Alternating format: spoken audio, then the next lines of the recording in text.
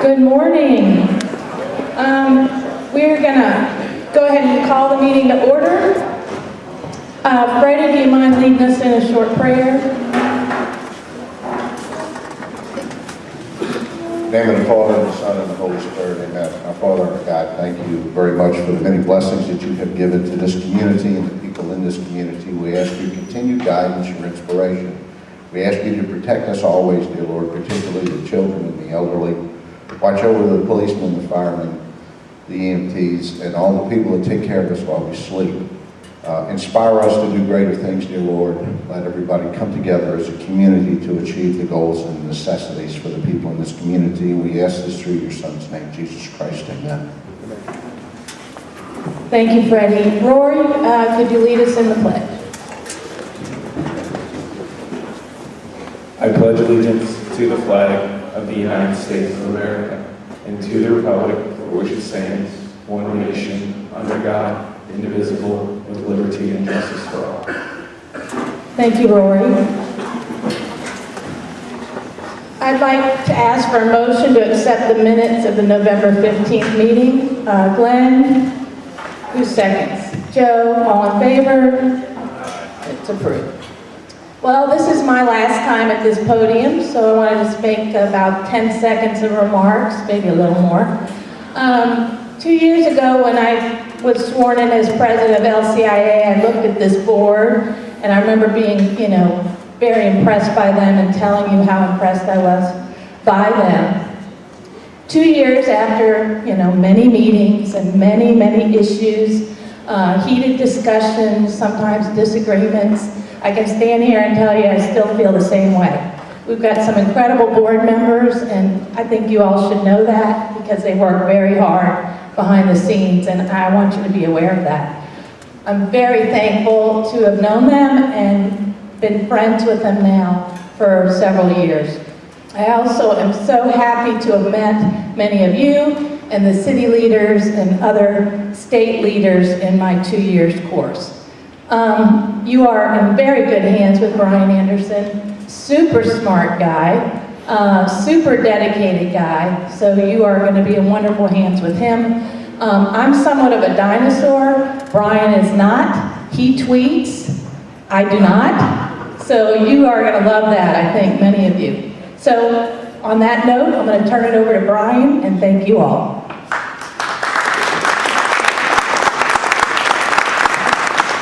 Thank you, Ann. So what we're going to do first is we're going to recognize the two board members that are leaving us today. We have two new board members that are coming on. So we don't want to recognize them first in this one? Okay,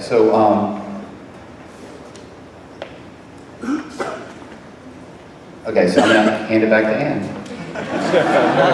Sorry about that, guys. Yeah, I was hoping. We have two board members that are unfortunately leaving us. Leaving the board. Hopefully not leaving the community. Laura, are you here? Where's Laura? She's not here? Okay.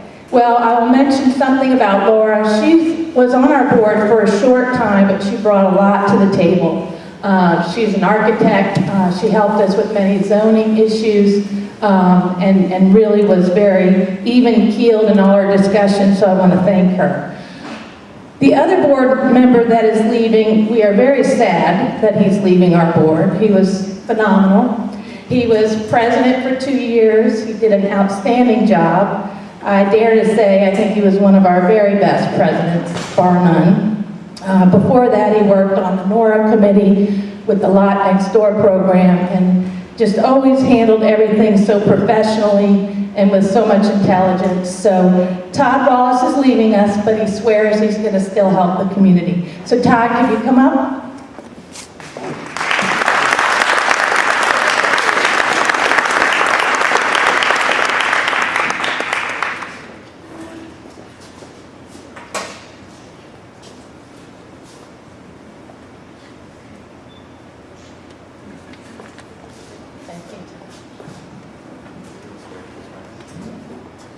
So now what we're going to do is we're going to go ahead and swear in the new board. Senator Murray, you come today. Everybody can stand up on the board. And also if Ty Babin and Trey Salvin would come up, please.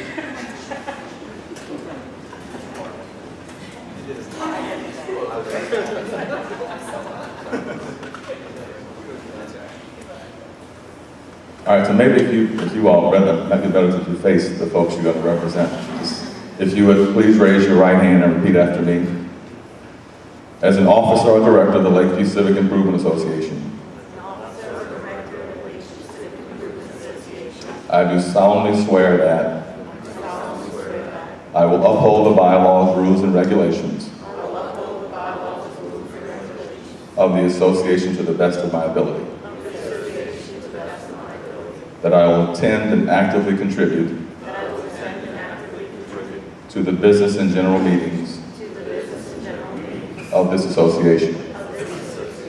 That I will do whatever I can to make this community a better place. And that I will do by showing respect for others and their views. So help me God. Congratulations.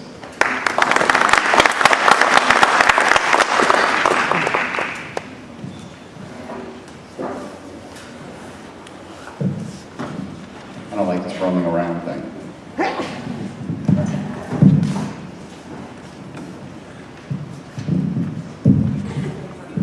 So we say goodbye to a couple of board members. We brought two great new board members in. For many of you that don't know, we have a policy on our board that in order to be part of the board, you have to have served in some capacity on a committee for LCIA in the past.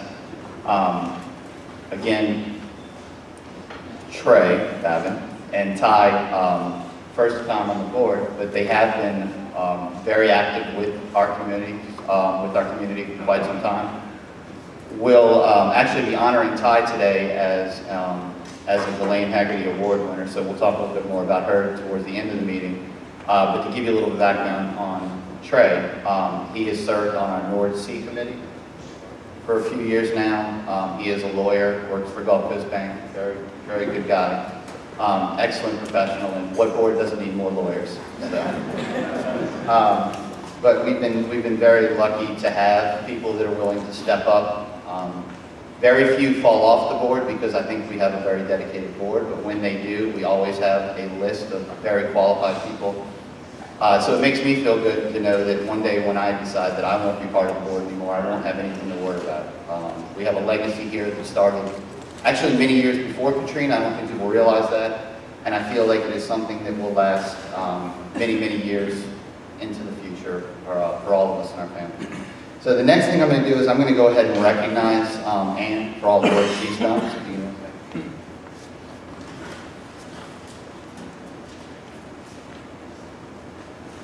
So we have a tradition that we go ahead and we recognize the outgoing president. Now again, Anne is not leaving us. She'll just be sitting as a board member instead of president until next year when we push her back into being a president, right? So Anne has been a member of LCI board since 2006 and has served the last 2 consecutive years as our president, a task that is daunting for even the most seasoned volunteer. Anne is a lawyer in her professional life, a mother and wife in her personal life, and Superman when it comes to Lakeview.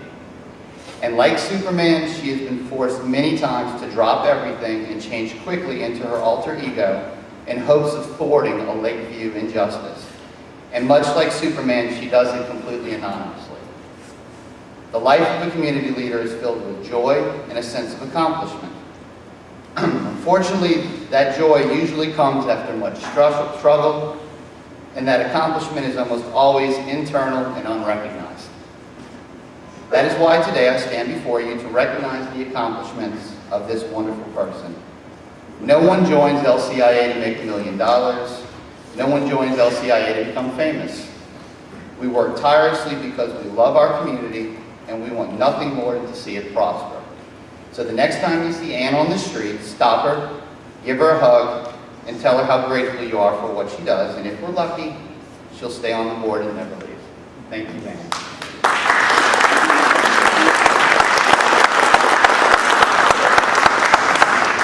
So we have a tradition now. We have the Mary Stump LPI President's Award plaque. So Anne's name has been added to the plaque along with the other presidents that we've had throughout the years. Again, Ann is on here with distinction because she is a two-time consecutive president.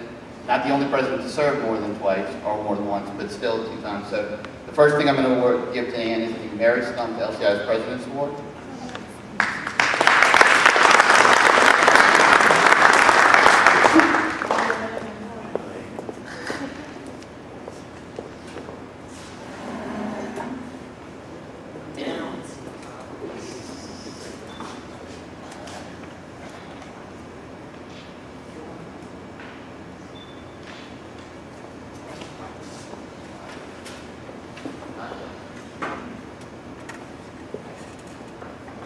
So the next thing that I'm going to talk about and we're going to present to Ann, like I said, you get no recognition as president, is the Mary Kelly Stump Appreciation Martini Shaker. We call it Martini Shaker. It's for a lot of martinis.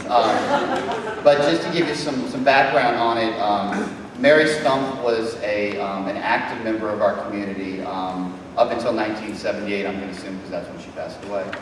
But Mary was instrumental in a lot of things in the early days of Lakeview. And at some point in 1937, the association realized how wonderful she was, and they presented her with this. This was actually cleaned out of an attic, I believe, a few years ago after Katrina. And the family was so wonderful as to come here to present it to LCIA. It's on donation from the family, but we've now started a tradition, I think we did it for the first time last year, where we passed it on to each president. So Ann will be able to utilize this wonderful martini shaker for the next year. You should have gotten it coming in. Right. It's like a wedding, you have to wait for all the pictures.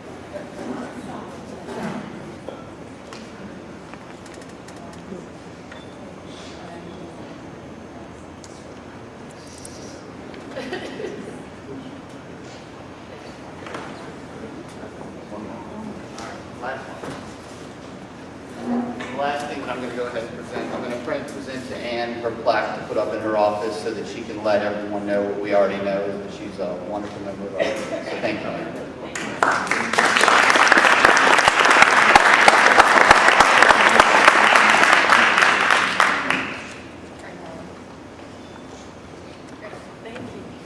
All right, so now we'll get down to some LCIA business. First thing I'm going to do is, we were lucky enough to have Lieutenant Eckert come to the meeting today, so we're going to go ahead and push this up. Reed Raymond, if you're here, could you come up to the front, please?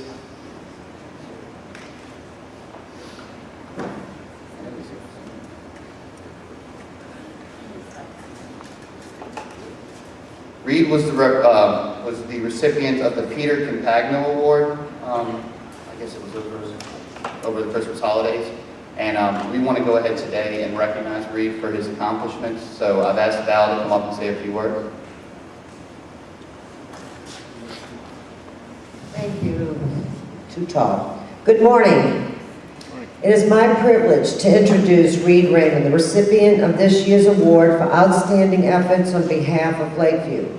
In the aftermath of Katrina, while we were rebuilding Lakeview, he found time to help to reestablish our neighborhood watch, which is a very important element in providing citizens assistance to the NOPD in crime prevention and detection. Reed has worked continuously since that time to achieve this goal, an important element in maintaining the safety of our neighborhood, which is one of the lowest crime rates in the metropolitan area.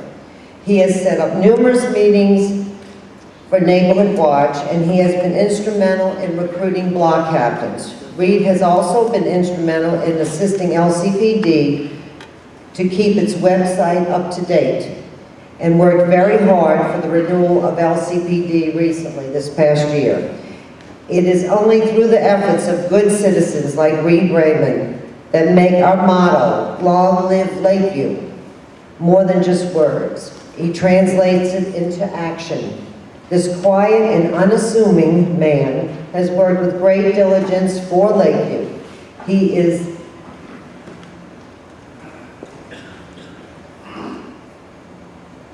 I'm sorry, I skipped something here. He is He is the example of volunteer efforts that made and keep our neighborhood a great place to live. Please join me in congratulating Reed Raymond on receiving his well-deserved reward.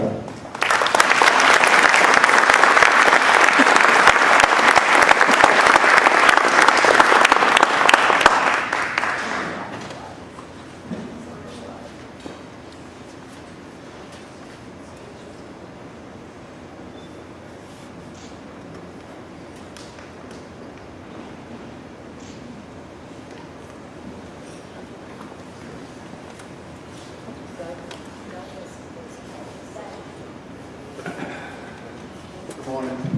For you all that don't know me, I'm Doug Eckert. I was the commander of the Lakeview Crime Prevention District from 2006 to 2012. That was some rough times, especially probably up to around 2009. It was like pulling my hair out. It was really hard. The more I pushed for some community involvement, I can honestly say that I never got restrained. But I do remember Reed and Reed coming to me and telling me that he wanted to start up a neighborhood watch that was going on prior to that terrible flood that filled our backyards. Reed asked me to come to his house, and at first I thought this was just going to be more lip service. This is just, let's just sit down and talk. But Reed really took it, and he went with it. He was consistent, he was persistent, he never stopped. And I really admired him for that. And for something that I really needed was neighborhood involvement, with everybody coming together and watching out for each other as far as crime goes. Reed took that to the next level for me. And Reed, I really do appreciate that. I can't say enough about what you did. And that helped me to get where I am today, so thank you. I can tell you that in 2012 when I left Lakeview, I went to Algiers. So a little bit about Reed. He didn't want to just stop in Lakeview. He extended his hand across the river and asked me if I could introduce him to neighborhoods. And Reed, I'm sorry that never happened. I left this pretty soon after I got there. But again, I thank you. I admire your commitment. Lakeview needed that. The city needed that. I needed it, and I appreciate it. So thank you for a job well done. Thanks.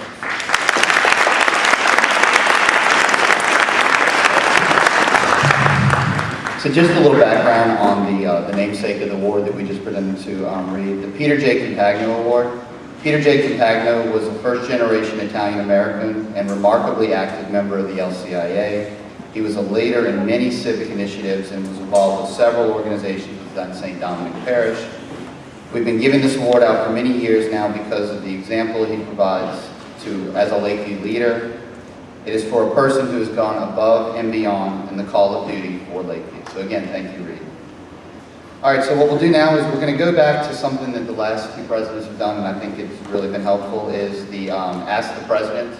So as the president of LCIA, we get a lot of emails on various subjects. So what I try to do is I try to answer all of them as quickly as possible. But what we'll do is once in a while I'll bring something to a general meeting that I think is poignant or something that's been going on so that we can kind of bring it out. So I received an email last week. I'll read it to you very quickly. I own a few properties in Lakeview and have noticed a change with the Lakeview special tax that is on my property bill. I live on one property but also have two lots next to each other that I plan to build a house on soon. The property tax this year for my lots have had the Lakeview special tax. I think he's talking about the LCPD tax that's on there.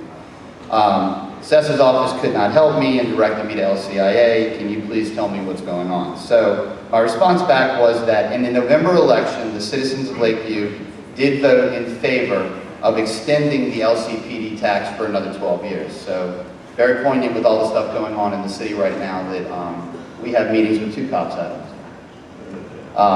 But it was extended for 12 years. There was also an amendment on that bill that was passed as well. And that amendment dealt with what they considered to be an unimproved lot.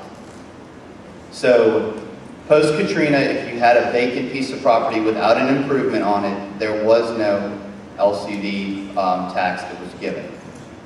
That has now been changed per this last vote.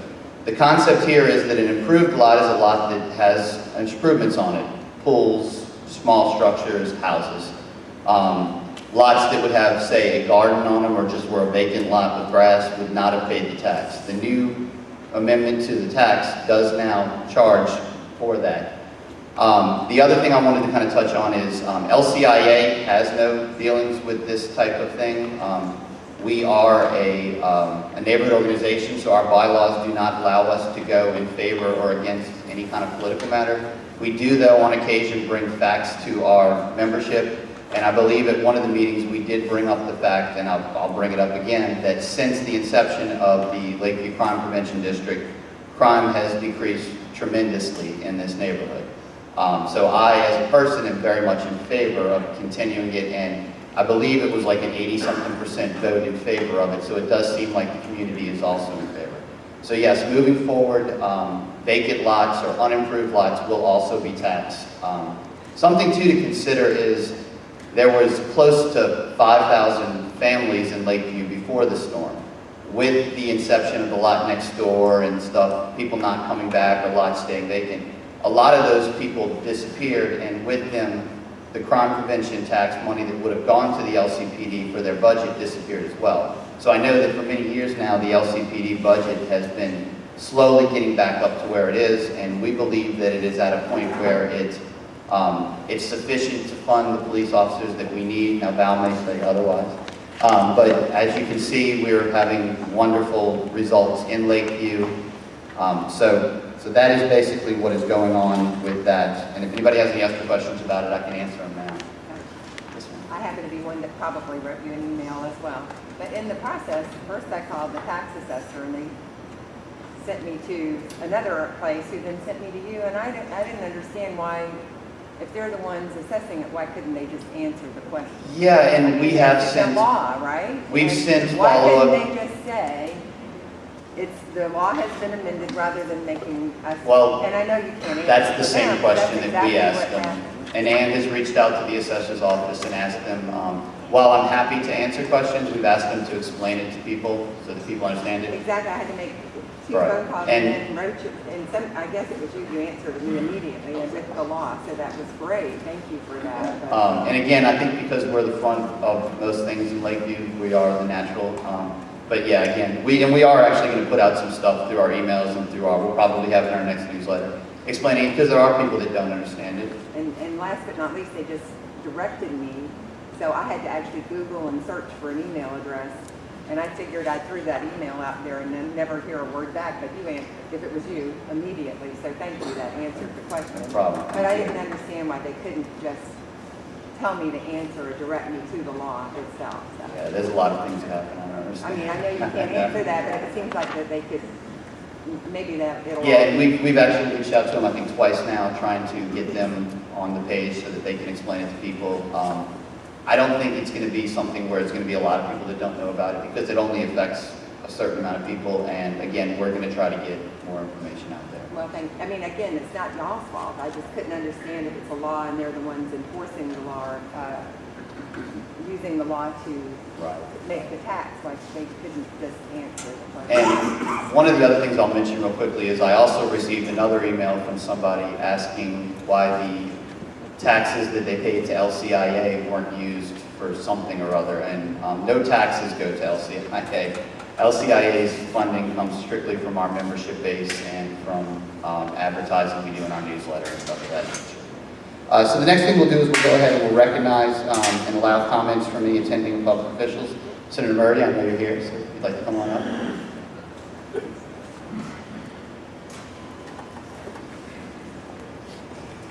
Thank you and good morning again. You all probably heard, I guess, a little bit about this budget problems that we have with the state, suggesting that there will be some huge cuts further huge cuts to higher education and to health care. So much so that the group of senators met this week to try to come up with some plan to address it, because the higher education people tell us if they have to impose a cut or take a cut of over $300 million, it really would dismantle a lot of what we know is higher education today. It tells us at least 4 schools in the UL system will close, several in the LSU system will close, almost the entire Southern system will close. and several community colleges around the state also will close. So we're trying to put something together to avoid that from happening. Of course, to be able to do that, there's got to be a discussion about doing something to raise some revenue or to stop paying out some of these tax credits that the state has been doing for the last few years. And I guess the move more along the lines of trying to reduce these tax credits, because we were told that if we did these tax credits, these companies would come, they create all these jobs, and because if you have a job, you have to pay income tax and pay sales taxes. But either one or two things hasn't happened. Either the jobs haven't happened, or people are working in some other state because we're not getting the benefit of those things. But these corporations and companies we recruited have received almost $7 to $8 billion in tax credits and those kinds of things. So we're looking at some of those things to help stabilize this stuff, so we don't have to really make these huge cuts to higher education and further cuts to healthcare as well. The session starts April 13th. This is what the session that we call the fiscal session. We're supposed to concentrate on the budget and deal with taxes and fees and those kinds of things. And each one of us can file up to 5 bills of the general nature. You may have read that the first debate for the governor's election this fall was held on yesterday. It pretty much concentrated on transportation issues. That's probably the earliest that I can remember that there was a debate on people running for governor. So I think since that debate has started, there's another one next month on public education, beginning K through 12. It's going to be in Shreveport, I think. But the campaign is off and going, and so this elections this fall. So if you have some ideas that you think ought to come up during the course of the session, please feel free to let me know. I'd be happy to articulate them on your behalf. That's a highlight. I know that I can normally tell you more about the city park and the lakefront, those kind of things. I see Bob Becker's here, and I suppose he'll tell you about the great things with respect to the golf course and what's happening in the city park. There's a really good things that mean a lot for this neighborhood, an awful lot. So with that, I'm going to take a question or two if they let me, but I'll be happy to stick around for a little while and try to answer questions. Thank you. One real quick question or comment. Roy Arago on 17th Street Canal. Yes. Since you were taking questions, I figured I'd take this opportunity to thank our issues with property along the 17th Street Canal. Seems to be very rapidly getting resolved, and I wanted to thank you for your part in getting that resolved. I know you went out of your way to make sure that it happened. I appreciate it. Well, it was an important thing to do for property owners. It was just common sense. And dealing with stuff after Katrina, I mean, we all have, I know that. It's dealing with FEMA and the Corps and that kind of stuff. A lot of common sense stuff just went out the door, but it was just common sense to make that happen. So thank you for that. Thank you. There was a item in the news that prior budget surpluses that were going to apply to the current budget problems. That's not money in the bank. Well, That's not real money. That's just paper money. well, it depends on who you ask now. The governor and his staff says, The governor has already pulled every penny he can from every program in the state. There's nothing left. well, And it's up to you people to correct the problem. I agree with you. Bring the governor in. I agree with you. The problem, I'm just telling you, I'm real brief, this is a real complicated issue. The governor and his staff believe it's real money. The legislative auditor believes it's real money. The state treasurer, John Kennedy, said it's not real money. That's right. I'm just sorry, it depends on whose words you want to take. The treasurer does say that over the course of several years, this is some money that's been accumulating in an account that the administration, whoever sat in the governor's office, never told anybody about, that they were able to control themselves. Now, so under the strict interpretation of our law that says whether or not you have a surplus or a deficit, if there is some money sitting around, it counts as a surplus. And all that money did not come from this fiscal year. It's something that's accumulated over according to the treasurer, in order to the last 15 or 20 years. It's just been sitting there, and the governors we've had have just kind of kept it over there, and when they needed to tip into it, they've done it, and those kind of things. But that's what has happened. But it just depends on who you really believe. Yesterday, the Joint Budget Committee under the law was required to accept it because of the strict reading of the law. If there's money in an account, it's got to be declared a surplus. And even though it's declared a surplus because they overspent the money from the last fiscal year, that's gone already. So it depends on whose definition you believe. If it's not cash in the bank, it's not real money. Anything else? I do want to say, I don't know if you're going to recognize one of my colleagues from the House is here, Wesley Bishop, Representative Bishop is here to sit in.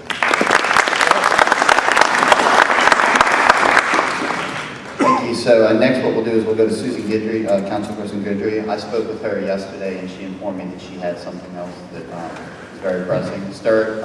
Enrico Sterling is here though on her behalf. Enrico?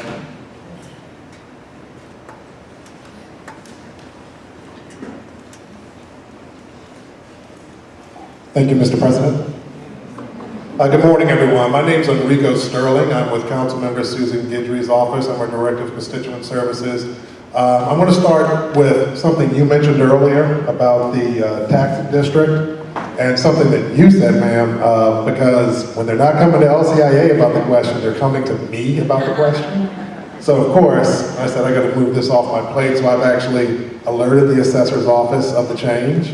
So hopefully anyone that contacts them will be able to explain to them in the simplest of terms exactly what's going on with this, and there won't be the dance around to go to Rico Sterling or LCIA or to whomever they're directing them. Yeah, and I wasn't approaching them angrily, I was just thinking. No, I understand completely, and I would think that they were, you know, Doubled off every which right. way. And it's something that they should be plugged into, and hopefully they can, you know, close the gap on whatever communication they need, because when these issues come up, they're really the front line with dealing with it. But fortunately, we were all versed on it, so we were able to help out. We're always glad to help out. As I said, I've been in the District A office for quite some time, I guess since 2006, and I guess you could say finally Christmas is upon us, in a manner of speaking. And by that, I'm referring to the Recovery Roads program.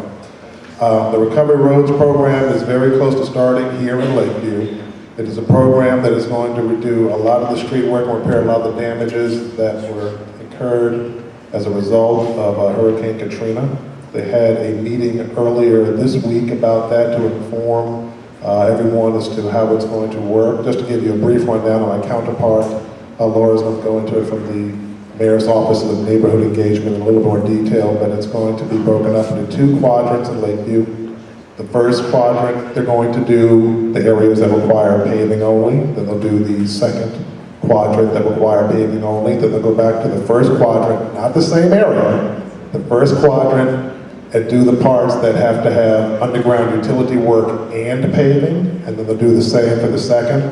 If you look on the website, recoveryroads.nola.gov, it'll give you a lot more detail on it.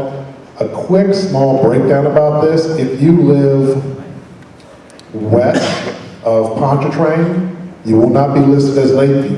That's simply because the FEMA designation is different than our designations for Lakeview. That's the only reason. You'll be listed under West End.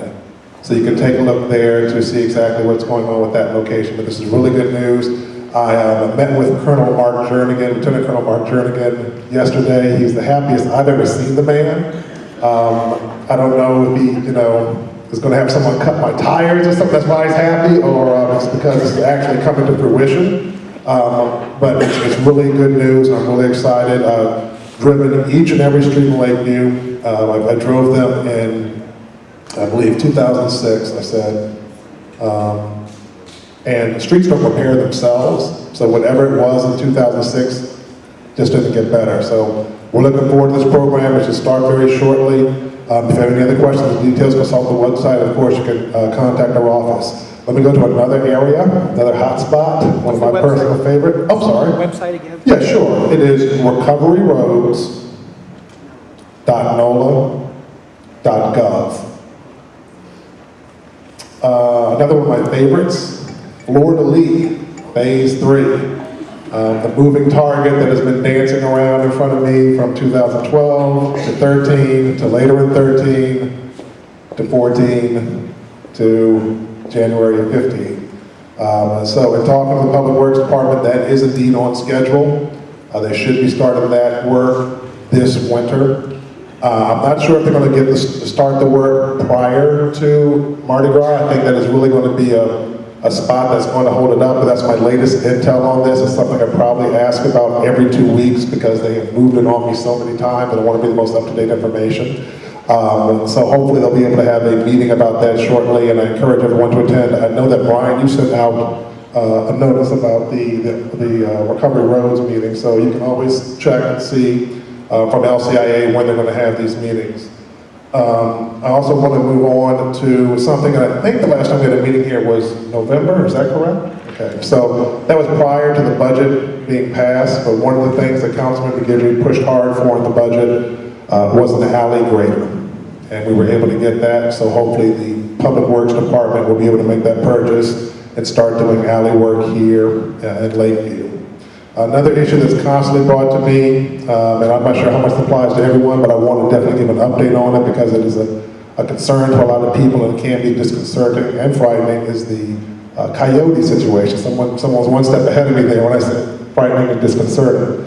I've talked to the deputy mayor in charge of Homeland Security about this, and I had a meeting with him, I guess, about maybe 2.5 weeks ago about this, to let him know that this is a problem that's going on. He said that they're putting together a plan to track down and once again eliminate the situation. I think that what they're trying to do right now is figure out the way to best possibly do this. I know that if anyone has any information, I've been given information on locations of dens. These dens have been vacated. I don't know how who's tipping the coyotes off, but they're one step ahead.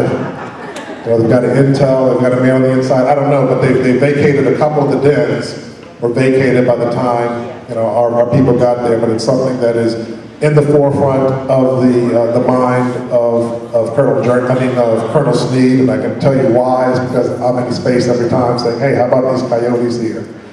So that's the basics that I have there. Does anyone have any other general questions? Okay, Fleur-de-Lis is right. Did you hear me? I said that, Freddie. Okay, Fleur-de-Lis. And that's the moving target. And I said we're on schedule for Fleur-de-Lis. We're on schedule with it. They're supposed to be getting to it this winter. I think that right now their concern is, are we going to start before or after Mardi Gras? And like I said, I usually check with them just about every 2 weeks on it because it's a constant moving target. It's been moving for years on me. So I'm trying to nail down and stay on them to say, look, and in fact, when I met with Colonel Jernigan earlier, we were meeting about an issue that doesn't apply to Lakeview at all, residential parking issues, residential parking permits. And of course, before he left, I would say he was in such a good mood. I said, well, hey, how about that Fleur-de-Lis, and he stayed in a good mood. He said, yeah, we're getting real close with that, so I think we're going to be okay with that. So, as I said, just about every 2 weeks or so, I check back with them to find out because it is one that has been moving on me. That's the phase 3 part, the final part since about 2012. Yes, ma'am. What about this energy plant they're going to build in West Weagle? It seems like the East Bank is going to pay the highest tax rate, not tax rate, but they're going to increase their bills like 4%, and other places, like across the river, they're going to pay like $2 and something per year. Per bill. Right, and I have to admit, Why does the East Bank have to pay the majority of it? The plant is not even in New Orleans, it's in West Weagle, and we're going to be a buyer of their gas, and we're paying the most. right, and I'm the first to say I am not, I do very little work with the utility committee. I am very on the fringe of dealing with that, but I'll see if I can find out some more information and give that to Brian about the West Weagle plant. I'm just not as versed on it. I just know the generals of it. Yes, sir. You were talking about the recovery roads. A couple of weeks ago, I got a little postcard-like thing saying that the quadrant is from Harrison to Kenilworth, Orleans to West End. Unfortunately, I was unable to go to the meeting on the 13th over at Lakeview Christian Center. Do you have any idea what actual site or sections they're going to start in? Not as of the meeting on the 13th, unless they've closed that gap since then. That question was asked, of course. They said they're still working that out. Yes, At the ma'am. meeting, they said they're going to start on Canal Boulevard, like January the 26th. Yeah, I got to say, and they may have said that. I don't remember them saying that during. I remember people asked. They may have said that. I think they may have said that afterwards. I don't remember them saying that during the meeting, because that's kind of the money question, is everyone's asking the location of the where. But you're saying Canal Boulevard on the 26th. You're going to start two groups. You're going to start on Canal Boulevard, one going to head in the west direction, the south direction, the other going to head in the a minimum of 2 groups at the same time. There is a schedule given to it, which DPW that outlines all the locations and how the cities go forward. In other words, we know it starts when we see machinery on site. No, that's not true. You can find out where they're gonna work and when they're scheduled to work by getting a hold of DPW. They've got that schedule, so you don't have to sit back and just wait on DPW. You can really find out. Just call up Jernigan's office, and he'll put you in touch with the project manager. And that project manager does have a written schedule that shows the path of the different routes. Okay, thank you. Any other questions? Thank you. Yes, ma'am.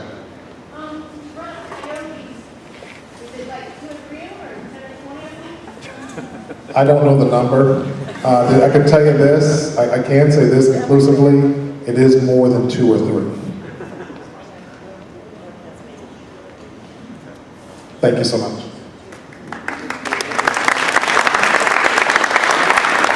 So while it's fresh on my mind, we have been, LCIA has been engaging with DPW almost on a daily basis for the last 3 or 4 weeks. In fact, they were gracious enough to bring us down to the city 2 days before this meeting that they had to explain everything to the LCIA so that we would understand it.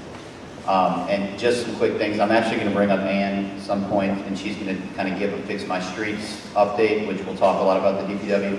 They did mention the 26th of January as a potential start date, and they did say that they would be starting on Canal and working 2 crews, east or west. I think the only question was whether they were going to start at the top or the bottom of Canal. So, and they were actually working on through that schedule during the meeting we were in. They were meeting with project managers from the construction company. So we will know more, and we do put a lot of that stuff out now through our Facebook, and we've been e-blasting.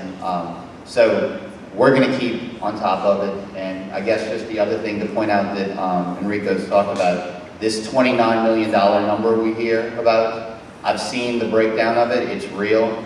And more importantly, it's not all of Lakeview. It's just the area that DPW dictates as Lakeview, which is what everybody's hearing is this interstate to Robert E. Lee, Orleans to Pontchartrain. They actually consider what we call West Lakeview as West End. So I've reached out to DPW. They're going to send me the fact sheets, timelines, cost of construction, all of that on the West End, West Lakeview portion that we can take a look at, and it'll have a lot of the information that Enrico was talking about. We've already posted the fact sheet for this project, and not just the one that's about to start, but the in total phase of how the $29 million is spent. We'll post the one on West Lakeview when we get that. We've also asked them to submit something to us on everything north of Robert E. Lee, so we'll know what's going on in the neighboring areas. Okay, secondly, Senator Murray had to leave for a funeral, but he explained to me why the assessor's office doesn't know a lot about the LCPD tax. The checks do not go to the assessor's office. The checks go to the finance department of the city of New Orleans. We have just worked, or LCPD has just worked it out so that the tax is added on with your property tax.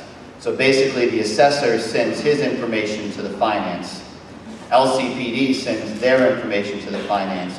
You're just writing one check, and then the money is being taken in by the city of New Orleans. So the assessor's office, even though it's on that bill, has no information in regards to how the LCP, so that's probably where the confusion I was. started with finance first, and then they sent me to a Well, then we'll send an email to the finance people next. And There I you go. started with them first because they were collecting the tax. I figured they'd have the answer.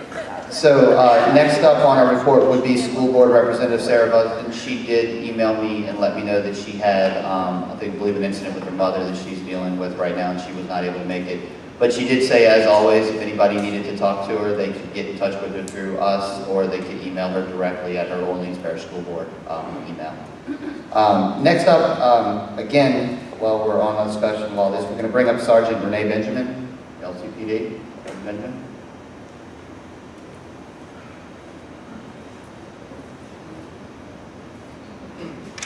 Morning, everyone. My name is Sergeant Renee Benjamin. I've been a commander of Lakeview Crime Prevention District for a year, starting last January. I'd like to begin by giving you an overview of the crime that occurred in 2014 to date. In 2014 was a very productive year for LCPD. The unit handled over 8,500 complaints, which resulted in 268 arrests. LCPD took a proactive position in addressing crime in Lakeview. Patrols were tailored to address crime trends in an effort not just to deter crime, but to arrest the people responsible for it. Last year, 216 Lakeview uniform crimes were investigated by the police department. To give you an idea of the crime rate in New Orleans, last year alone, there were over 18,000 uniform crimes citywide. So crimes committed or reported in Lakeview account for about 1% of the total crime rate. 216 uniform crimes were investigated in Lakeview, down 31 crimes from the previous year, so we did see a slight reduction in crime. 204 of the 216 crimes documented in Lakeview were property crimes, which represents 94% of the crime reported in Lakeview. The property crimes are considered burglaries, thefts, stolen vehicles, etc.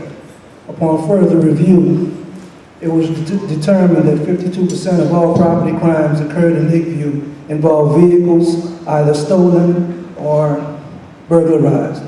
By show of hands, how many people leave your vehicles unlocked at night?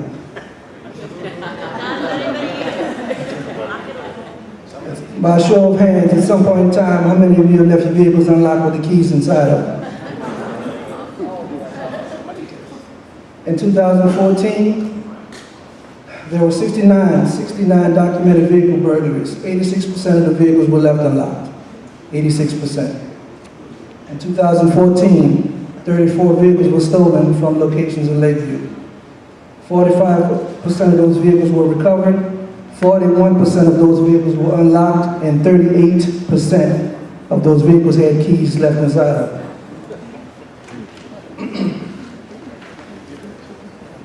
Property crimes can literally be cut in half if citizens would take a minute to lock and secure their property and remove the keys from the vehicles. Yes, ma'am. Isn't it kind of like a second click?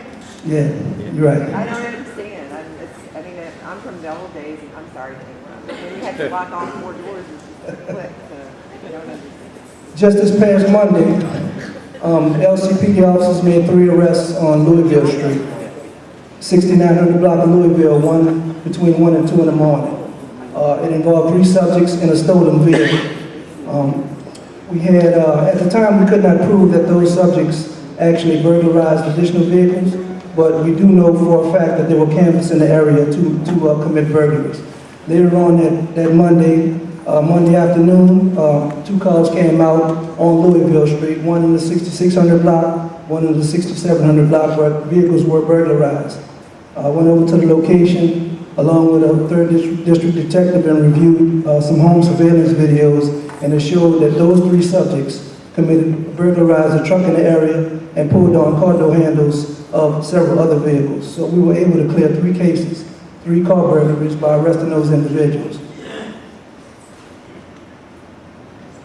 Most of the time, not all, but most of the time, there's a small percentage of individuals who come to Lakeview between the hours of 1 a.m. and 4 a.m. in the morning, specifically to burglarize vehicles. They hardly ever take the time to commit forced entry.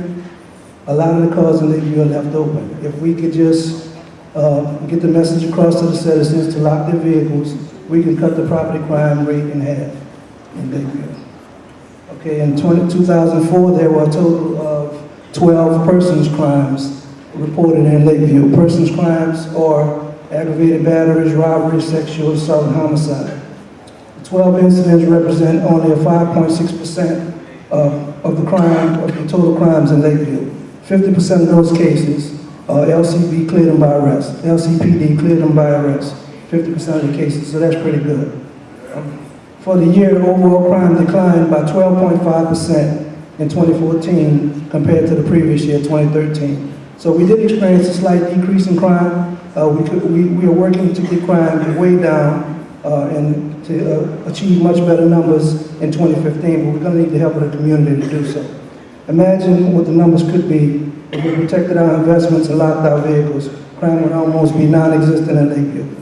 Okay, so far this month, January 2015, as of January 16th, 12 crimes were reported in Lakeview, 2 burglaries, 3 thefts, one stolen vehicle, which we recovered the day after, and we also made an arrest with that stolen vehicle.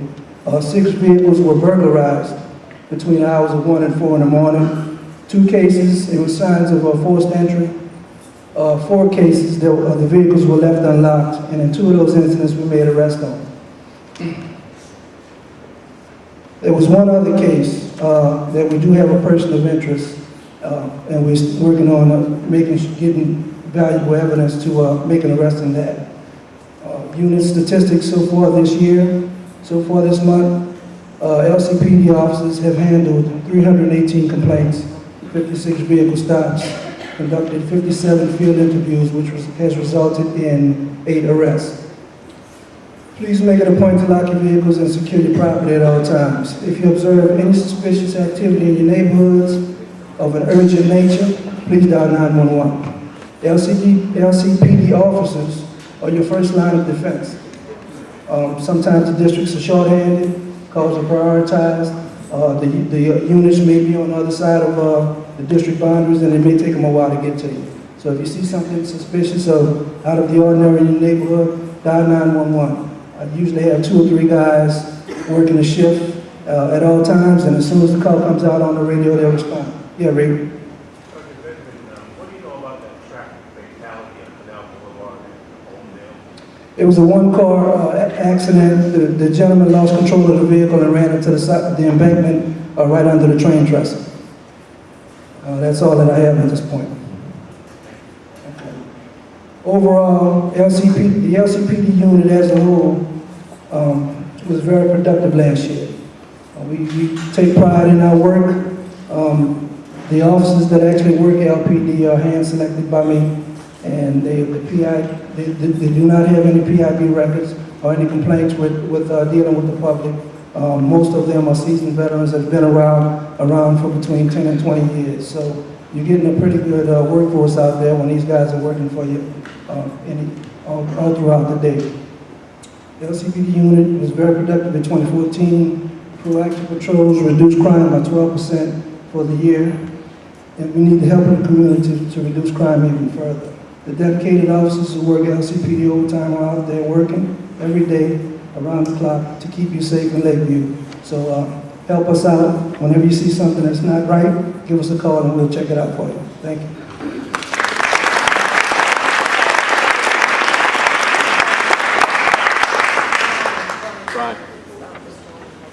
Sorry, you have a question? Well, the question is suggestion is something I do. I know you talk about watching for unusual things. When I go home, I don't go just to my house. I go past, I go all the way to, first I put the bright lights on. I go all the way to the end of the block, turn around and come back. This way I have a view of both sides of the street and the whole block. And I've never seen anything suspicious, but I think it's a good, possible good preventative measure if you'd like to do something like that. So the interesting part about this is that there were more cars broken into last year than there were bicycles stolen out of people's front yards, which means the children have now become smarter than the parents. If you put your flat screen TV on your front porch and you go to bed, someone's going to come in and steal it. Again, it's 80 to 90% of these vehicles that are being broken into aren't actually being broken into. They're just open the doors and walk in. So we need to do a better job, and we try to get that word out. Lock your cars. That seems to be the best deterrent. If there's no flat screens on the front porch, people will stop coming in and stealing. Sorry. And I'd just like to say, about 18 months, 2 years ago, our house got hit really hard, so we're real sensitive to that kind of thing. But last week, I had a plumber doing some work. So there's a plumber van in front of my house, and 2 guys who look a lot like the plumbers milling about the outside of my house. One of my neighbors, I don't know who, God bless him, said, "This looks suspicious." So I'm inside the house on the phone, and all of a sudden I see blue lights all over inside my house. I have to walk outside, and the guys showed up like this and started questioning them, and I just walked over and said, "No, they really are here working on the plumbing." But I don't view that as a wasted call. I view that as a strong reinforcement as somebody who'd been burglarized in the past, knowing that one of my neighbors, God bless him, reached out and said, "This doesn't look right." and the guys responded very quickly, so I wanted to make sure, you don't get enough, why it takes so long, so here's a kudos for showing up quickly on something. And Doug has mentioned it many times when he spoke, and I believe Sergeant Benjamin has said it as well. If you see something suspicious, call. They would rather you call and then go out there than something suspicious that turns out to be something worse. So. All right, so next up what I'm going to do is I'm going to introduce Laura Mellon. Laura is the neighborhood liaison for the Mayor's Neighborhood Engagement Office. Laura has been wonderful with contacting LCIA and helping to bridge the gap with us and DPW to keep things moving forward. So thank you, Laura.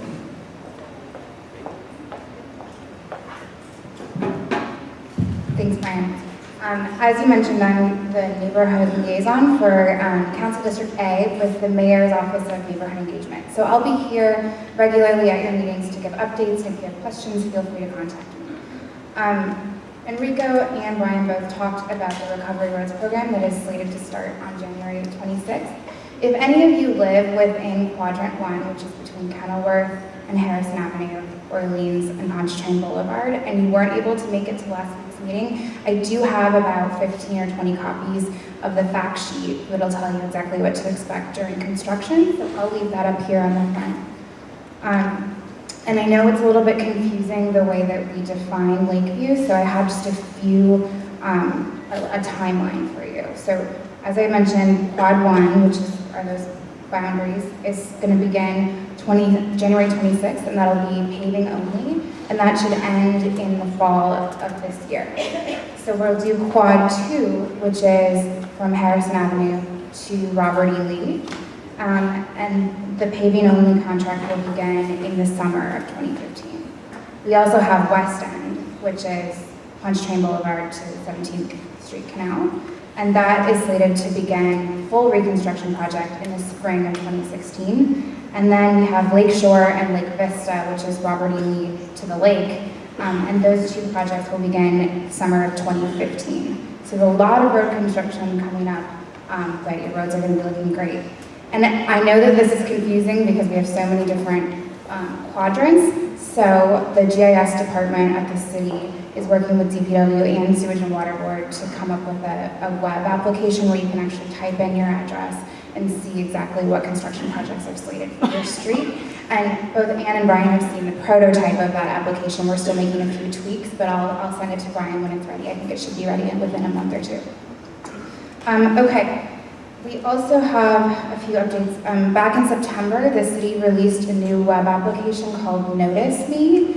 If any of you are interested in land use changes, Notice Me is a great tool. You sign up with your email address and you can tell it your geographical boundaries. LCIA is one of the boundaries in the map. And it's going to send you an email anytime a person applies for a land use change in that geographical region. So if someone applies for a zoning change or a conditional use application, you'll receive an email notification, and then you can click and actually get community feedback. So that application is found at noticeme.nola.gov, and I can send that out as well. Finally, we have a NORA auction coming up March 28th. And if you are interested in purchasing any properties through that auction, you can find more information at noraworks.org. That is everything I have for you today. Do you have questions? Yes, sir. Hi, everybody keeps saying paving on this side of West End Boulevard. I take it that doesn't mean going down and fixing the problems underneath. So there's two separate contracts. The first contract is paving only, and that's in the areas that have no underground utility repair needs. The second contract, after the paving only ends, which will be in the first quadrant in the fall, then we'll do the second contract, which is full reconstruction in the same quadrant. So obviously it's not going to be in the same places where we paved, but it'll be, on some of the same blocks. And I have that information is listed on this fact sheet here. We'll be filling the holes and then come back later. It's paving is actually removing the layer, and they've done FEMA and DPW and Sewage and Water Board have done extensive surveying to figure out where the underground utility is needed to be replaced and where it is not. And so where it is not, we're starting just so that you can see. We've heard that you need And we know we need road repairs.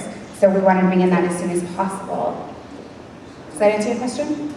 Yeah, I would just like to say that we need a lot of basic reconstruction on our side of Lakeview. Notice on the other side, they're going to do full reconstruction, right?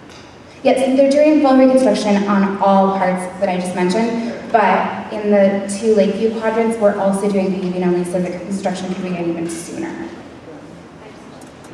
Will they be doing the gutters also? Can you say it again? When they do the street, will they be doing the gutters, the sides? The drains and the catch basins? Yeah. Yes, in some areas. So it's very individual pieces. They have to say this section of road was damaged by Hurricane Katrina. And so if you look online at recoveryroads.nola.gov, you can see the maps. They're on here, but they're kind of hard to see. And it'll show you exactly what's going to be repaired, like this sidewalk, this gutter. Yeah. Yeah. They have this high-speed vehicle that they went around with and made determinations as to where it's just surface repair and where it's subsurface. They're using the term utility. It's drainage and everything else subsurface. So that's where they made the distinction. It's about how they delegate the money on 1. On 2, yes. And 3, everybody from what we've seen before, I went through all this last time when they did Fillmore, and Surgeon Water Board was there, and they swore they were going to coordinate with everybody when they did it, and they lied like the rugs that they are, just like when they screwed up Robert E. Lee. Right after they paved it, they came back and cut it, and then they said, oh no, we're coordinating with Fillmore, and 6 weeks later, they came back and cut it, and now we've got a ditch, right? Because they never fill it correctly, because apparently these brilliant engineers don't understand concrete and asphalt don't mix, so they patch it with asphalt and you get a divot out there.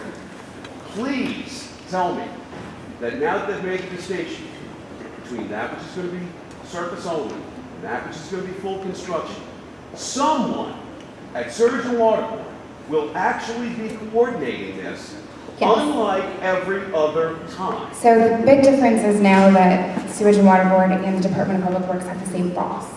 So Cedric Grant is over both departments, which is actually where all of this coordination is really coming into play. And yes, exactly what you said, the Sewage and Water Board and Department of Public Works work together to identify what needs underground utility and what doesn't. So that's extremely coordinated. Thank you. Yes, ma'am. I just want to clarify that the area between Pontchartrain and Bel Air is going to start in the summer of 2016. Is that what you said? If it's above veterans, yes. Below veterans is Lakewood, and I actually don't have the Lakewood timeline off the top of my head. Just Lakewood, doesn't go between veterans and Robert E. Lee? Between veterans and Robert E. Lee is the area called West End in DPW's books. So the West End is scheduled to begin 2016 full reconstruction. Summer of 2016. Yes, ma'am. Okay, thank you. I'll leave these up here if anybody wants the back sheet.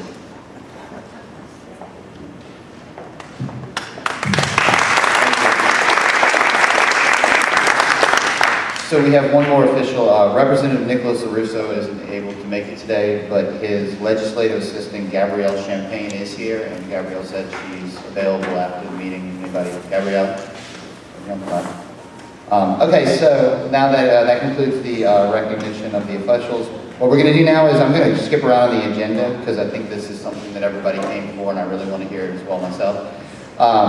Mr. Bob Becker, the Chief Executive Officer for City Park, has agreed to take time today on Saturday to come out and talk to us about City Park.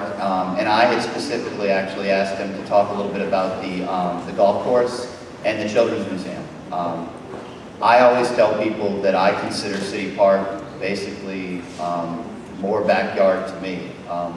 Fantastic. I don't think people realize how wonderful we have it and what a wonderful amenity City Park is. And it's not like this all over the country. We have access, and I consider it Lakeview's. So every day new activities come on at City Park. Every day they do something bigger and better. So Bob, come up.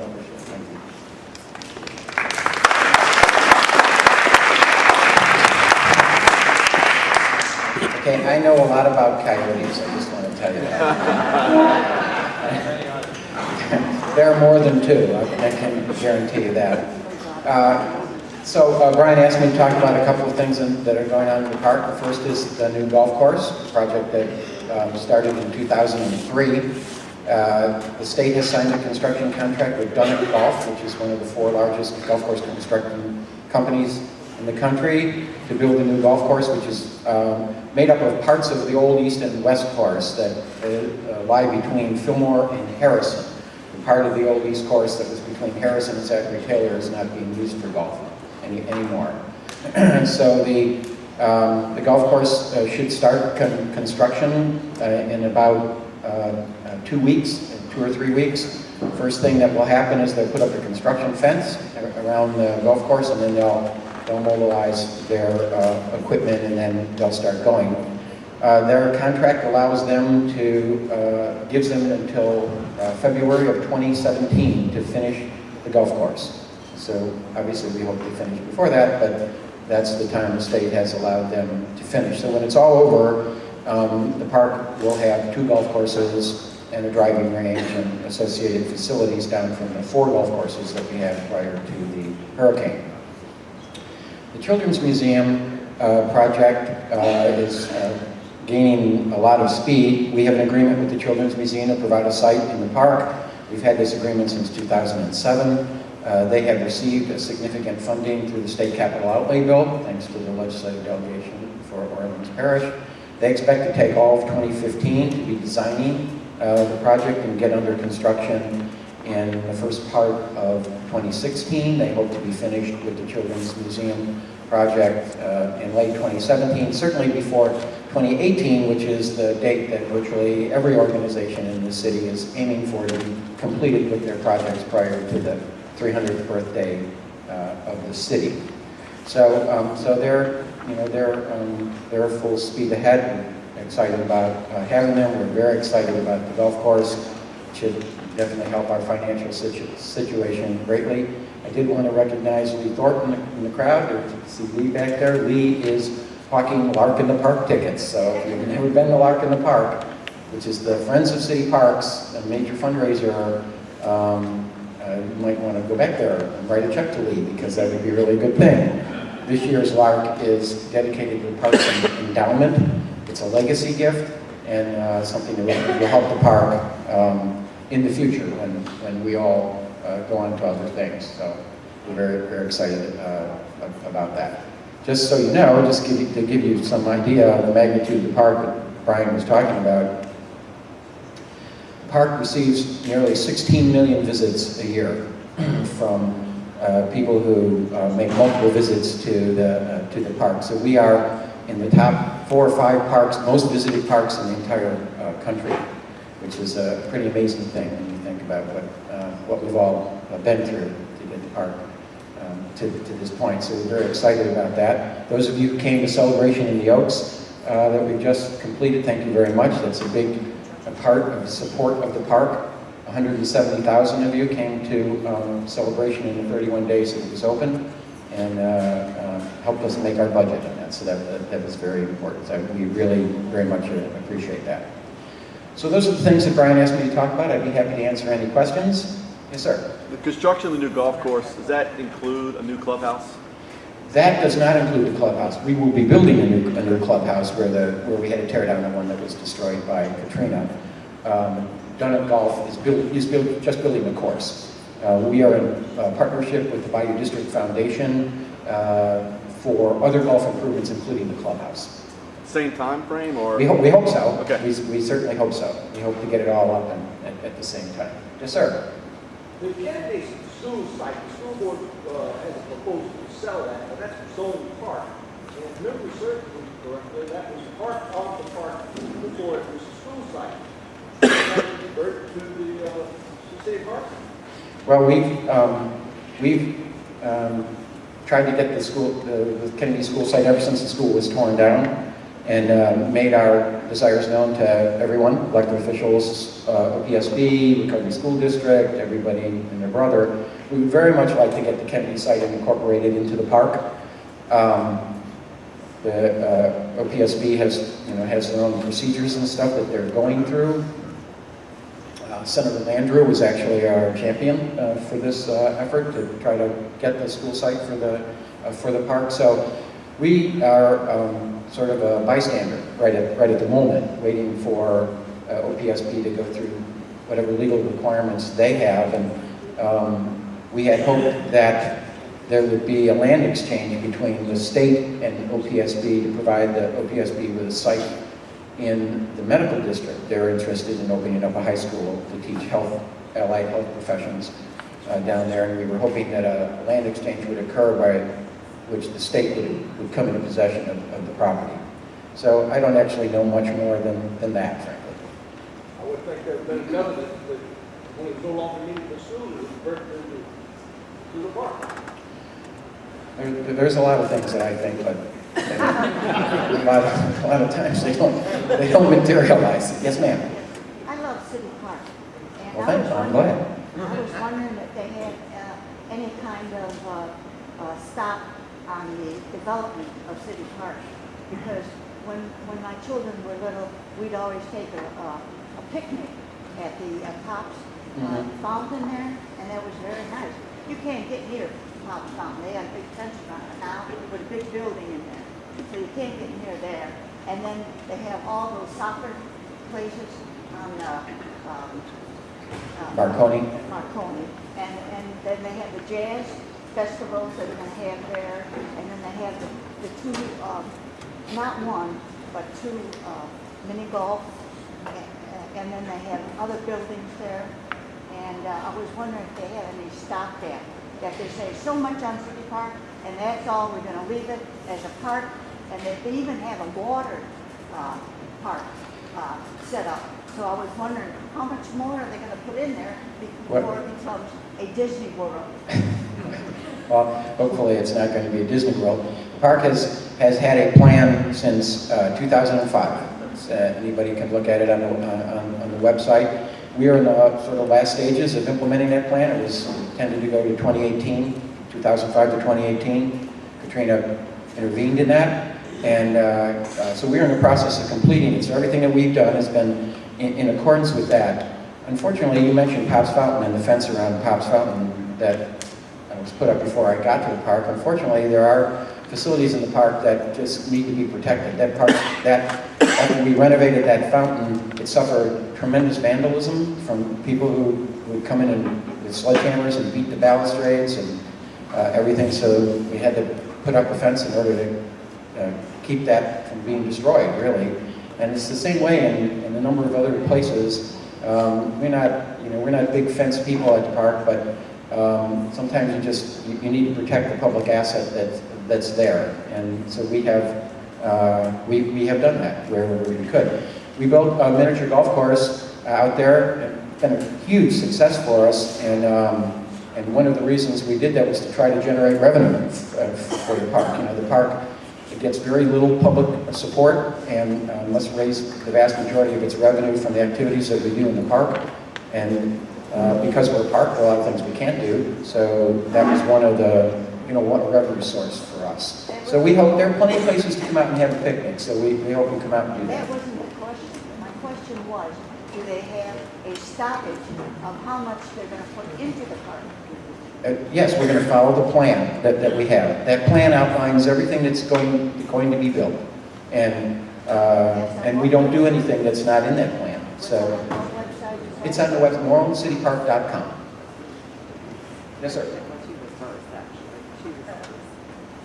I personally wanted to just say thank you. I remember what City Park looked like after Katrina, and the last 9 years, the work between the board that you have, your leadership, and just the redevelopment is beautiful.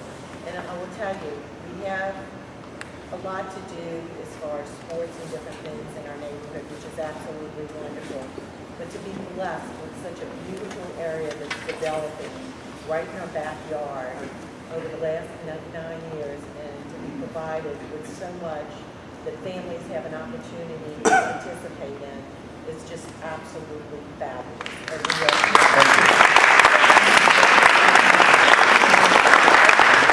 Outreach on top of that to our police department has been fabulous. We were able to have a nice Christmas party this year. wonderful neighbor to Lakeview as well as Mid-City and the other surrounding neighborhoods. I think our property values are just skyrocketing because of what we have with you. And thank you very much. Well, I appreciate that, and I appreciate all the support that we've had. Obviously, we've had a lot of support through the years from lots of different folks. We certainly couldn't have done what we have done without it.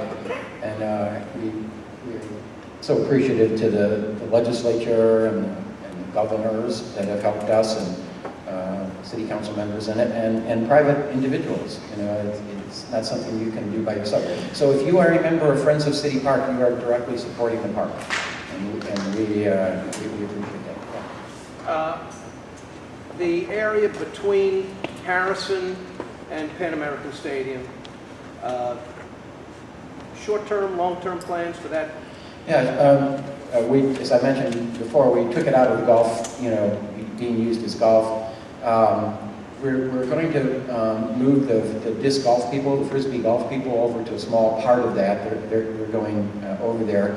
But in the interim period, we're just going to try to take better care of it than we've been able to do, so that people who want to go out there and just walk in more of a natural environment, or don't want to walk at Big Lake or the festival grounds or whatever, can do that. Those people who want to walk their dog on a leash, please, can go out there and do that as well. In the long run, you know, we're going to look at in the long run to see what's appropriate for that. I keep a list in my office of all of the uses that people come to us and say they want in the park, and there's a limit to all that.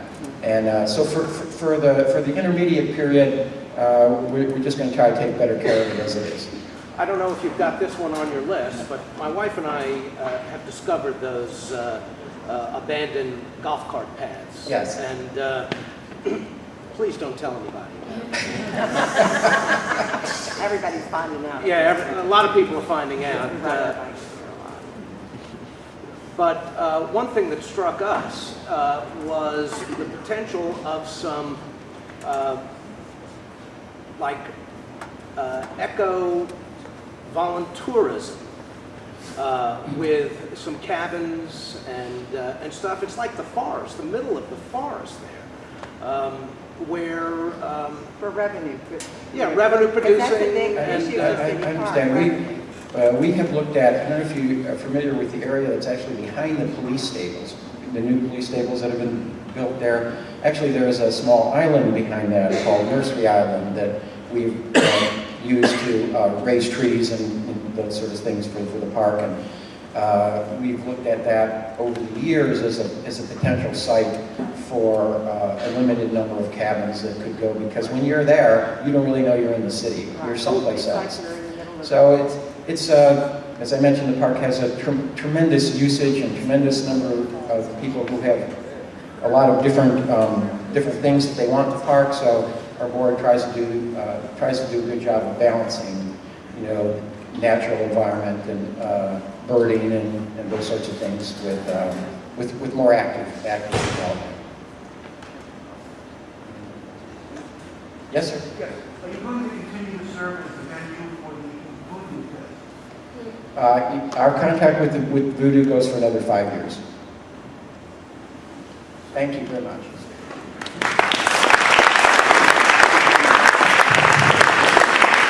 So Bob's agreed to stick around for a few minutes after the meeting if anyone else has any other questions. I think the key thing to stick on there is self-generated funding. So Lee is in the back. Lee, talk to Lee about Lark in the Park. That's probably a big fundraiser for them. When is the date? It's Friday, March 13th. Friday, We're trying to March raise $300,000 for the endowment, and it's going to be a fabulous party. So come and enjoy yourself and support the park. Self-generated funding, and obviously no one wants to see the wonderful amenities disappear. So, thank you. All right, next up I'm going to ask Ann LeBlanc to come up and give us an update on the Fix My Streets, because we haven't talked enough about streets today. So Ann, please come on up.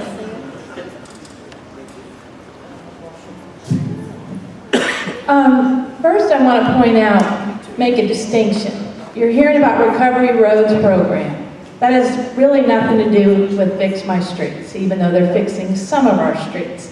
But you need to be aware, this is not the panacea. All our streets are not going to be fixed. And many people are going to be very disappointed because their neighbor's street is going to be fixed and yours isn't because FEMA said it's not related to Katrina.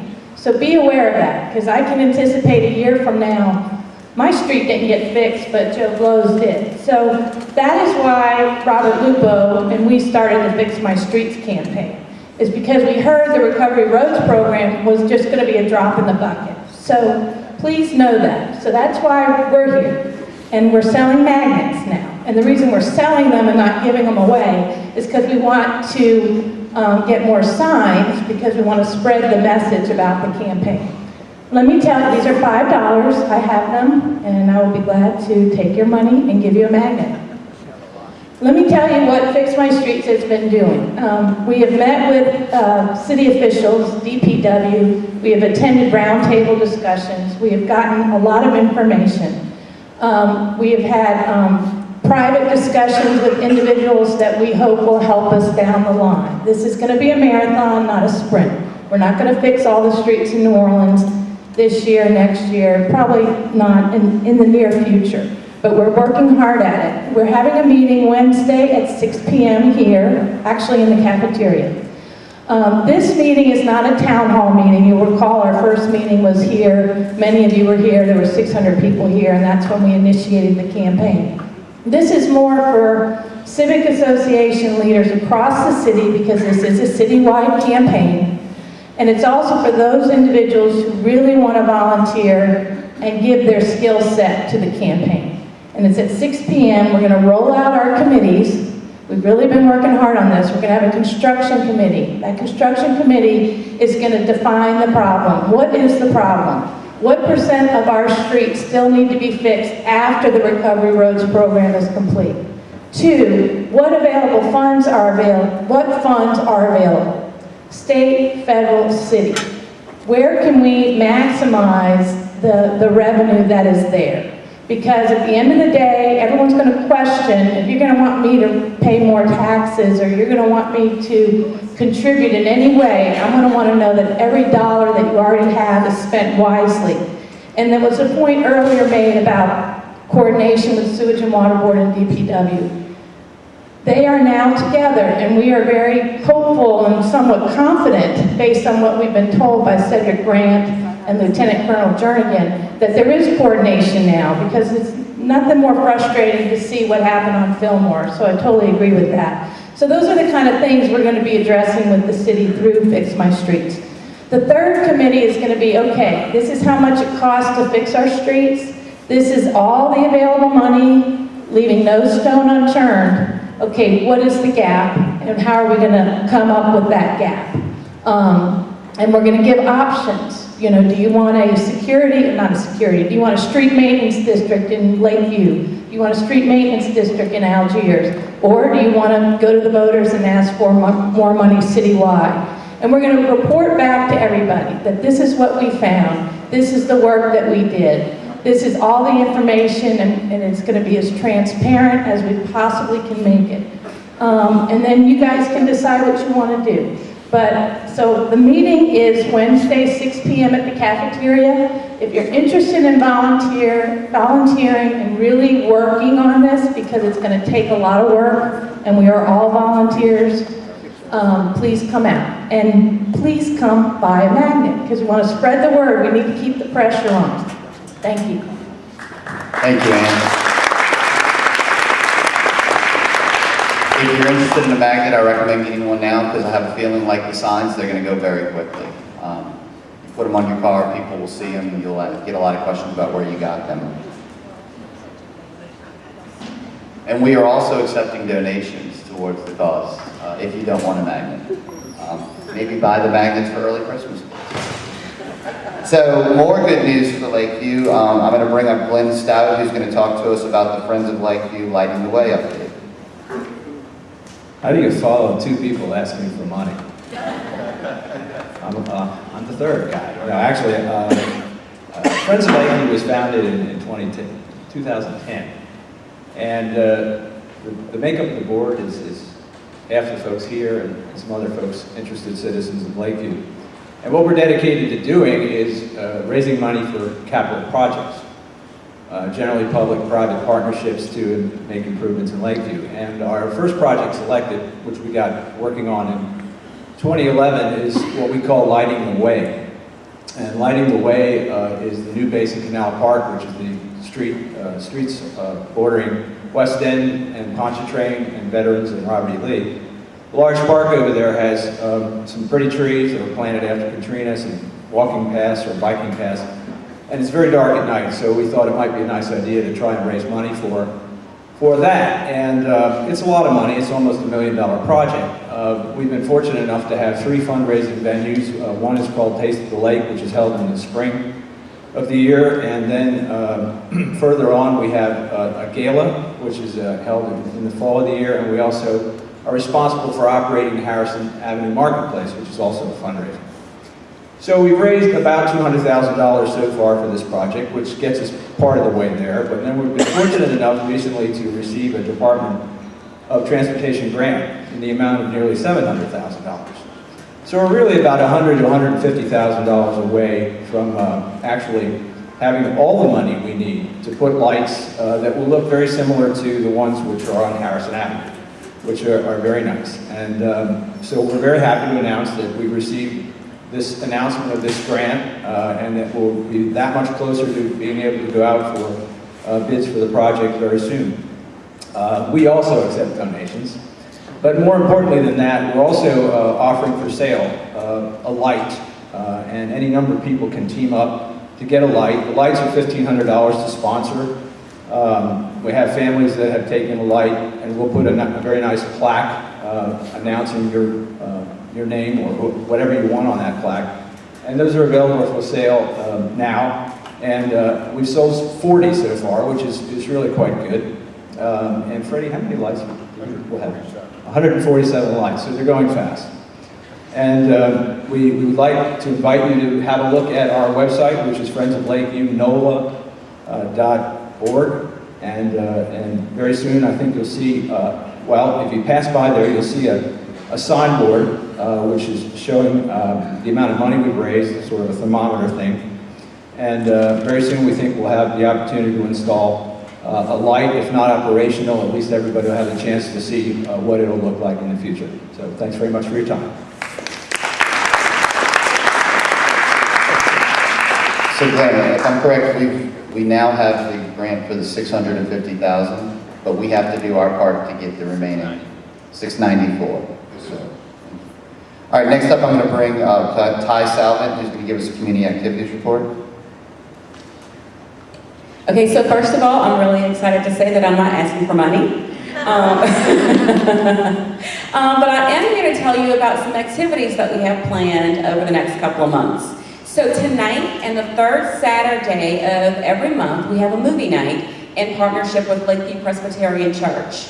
The movies, we get together at 5, you bring your own meal, we have dinner and let the kids play together, and the movie starts indoors at 5:45.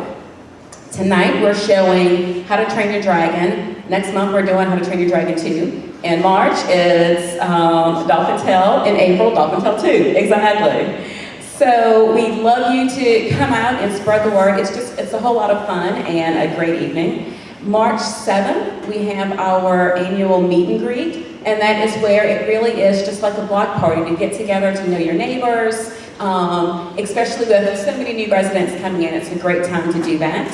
And then March 29th, in partnership with the Lakeview Presbyterian Church again, we have our annual Easter egg hunt. As always, we are looking for people to come and join our committee to plan some great activities for you guys. And if you have any questions, feel free to let me know. Thank you.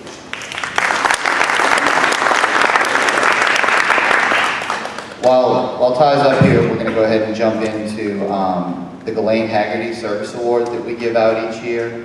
A little background, Ghislaine Haggerty, many of you probably know her from the community, served with LCIA for decades and was secretary for many, many years, and everybody knows how difficult the secretary job is. When Ghislaine finally did step down off of our board, we were all very sad about it, and we thought there was no better way than to put together an award to honor all the great things she's done. So each year, our board puts together a group of nominees of people that we feel, again, go above and beyond for LCIA. And Ty was the recipient of this year's award. Ty has done wonderful things for us on our community activities. She is now, as we said, a member of our board. So what I'm going to do is I'm going to ask Mark to come up and say a few words about Ty. Thank you. The other night I was flipping channels and came across Jennifer Lopez, so that was a good reason to stop. You wonder where I'm going with this. No, but anyway, shortly after was a presentation at the Golden Globes, and they were talking about George Clooney's wife and all these accomplishments that she, of course the joke was, he was actually getting a Lifetime Achievement Award. But I think we have a similarly accomplished woman here living in Lakeview with Ty. And no perfect example of who really deserves this Glenn Haggerty Service Award, and she really exemplifies community service.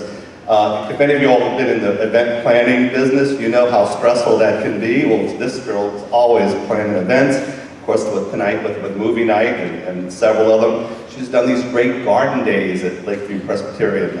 You all know that garden and that playground is really a community playground. It's accessible to the public. It's a great place to take people for picnics. It's a wonderful, wonderful environment. But she also puts these putt-putt nights together. At Holidays in Harrison, she's involved. She's the one actually at the LCIA beverage booth serving really delicious margaritas, and it's always the first stop that you need to make.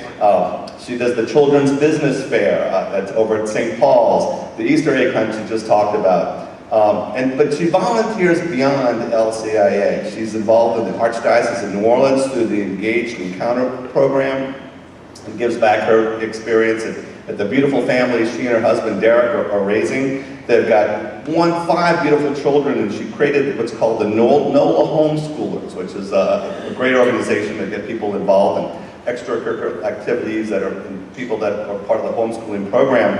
And then her husband Derek is involved too. He provides a portable putt-putt experience through his company called Party Rentals. So Ty is really the model, really a model for community service, and we're so appreciative that she calls Lakeview hers and her family's home. So congratulations, Ty.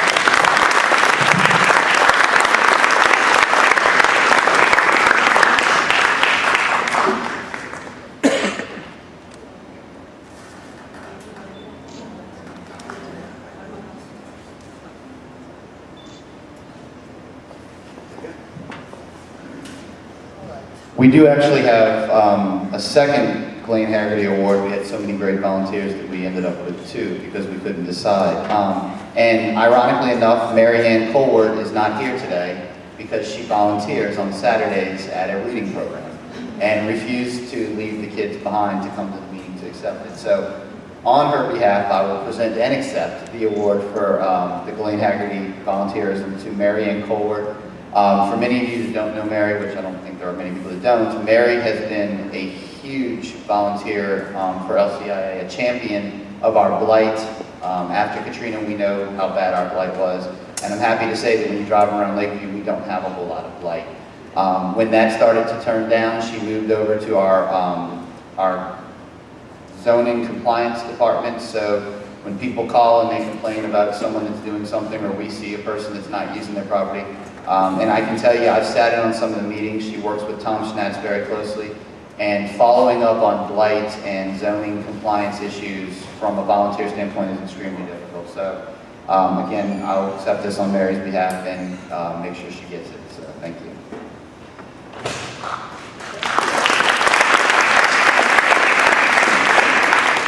All right, so while I'm talking about the blight, many of you know that we were very hard hit by Katrina.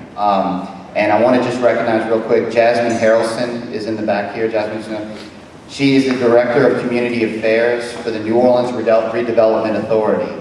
Many of you knew that a lot of the properties were taken on by the state and then they were passed down through the city. And Jasmine was a huge help with us getting the properties that were taken over back into commerce. And I believe we had talked the other day, there's 11 left in Lakeview. That's right, there's 11 properties left in Lakeview, and our guess is when they get on the market, there won't be any more left. It's a huge successful program, and I believe we are, I'm saying this, I don't know if it's true, but I'm gonna say we're probably the most successful. We're the model. But I'll tell you too, and I tell people this all the time, the reason I joined LCIA and I got so involved is because in this neighborhood and in this city, you can talk to whoever you want. We've got Susan Guidry's office here. We've got the mayor's office here. We've got our Orleans Parish School Board. We have the redevelopment. I called her 2 days ago and said, hey, can you give me an update? And she said, I'll be at the meeting. You know, that is the reason that we get things done. Our voice is heard here in Lakeview. And if anybody doesn't believe me, there's $29 million worth of reasons I can tell you going on right now. So, all right, so we will now move on to the recognition of Lakeview business members by Nancy.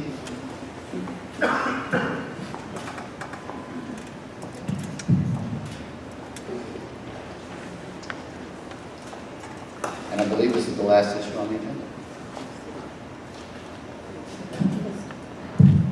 I'm going to be real quick, but I do want to say thank you to all of the local businesses that we have here in Lakeview for all of their support this past year, from the neighborhoods to the schools, you know, with silent auctions and different, you know, committee support, different things that we need. They are always there for us, which is absolutely fabulous, and it's one of the reasons why Lakeview is what it is.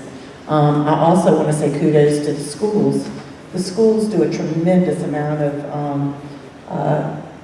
give our community a tremendous amount of support. Yes, we support them, but yes, they come back and they definitely support this community through volunteer hours.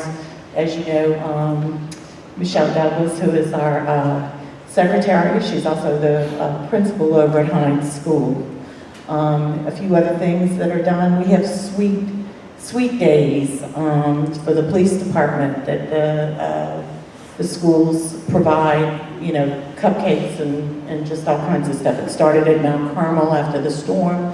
They do it every year. The kids bake and cook, and then they have a big day over at the police station. And they do it for our 911 center, which is over on City Park Avenue, as well as our academy, which, you know, we need police very badly over by our 3rd District station.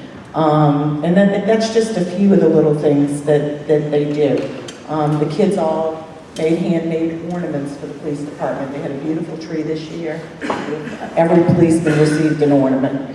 They help provide funding for the Christmas party. I mean, I can just go on and on and on. So anyway, I just want to say special thanks to our schools for everything that they do, and I want to make sure that they're acknowledged. Mount Carmel, St. Dominic, St. Paul's. St. Paul's provided suites for also Mountain K9, which is right here, right at Harrison Avenue in Marconi. So anyway, just a special thanks to them and a round of applause.